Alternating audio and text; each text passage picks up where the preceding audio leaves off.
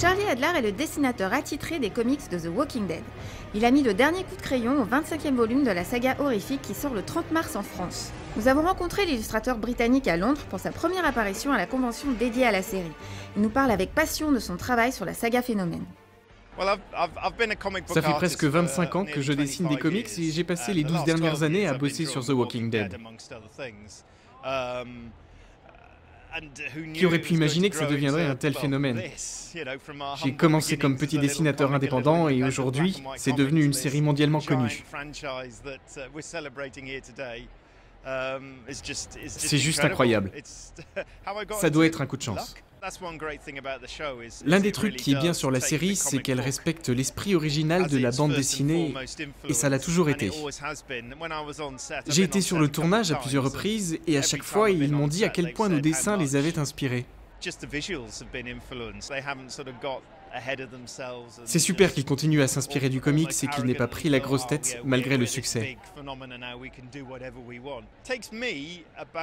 Si je dessine et si je colorie moi-même, ça me prend environ 3 semaines. Mais en ce moment, je m'occupe seulement de dessiner parce que je travaille sur un autre projet pour les éditions françaises du Soleil, Vampire State Building.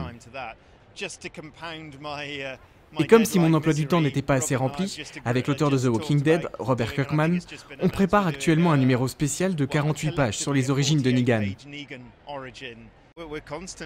On introduit régulièrement des nouveaux personnages dans le comic, et avec un peu de chance, on en verra la plupart à la télé. Le truc, c'est que la série nous a rattrapés, donc on doit aller encore plus vite. Tous les personnages sont assez fidèles à la bande dessinée.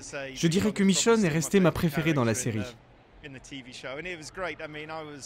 J'étais sur le tournage et c'était fou. Elle était exactement comme je l'avais dessinée. Ça a été une expérience incroyable. J'étais tellement impressionné que j'en ai eu des frissons. De la voir se tenir là avec la perruque et tout le reste, c'est exactement comme je l'avais imaginé.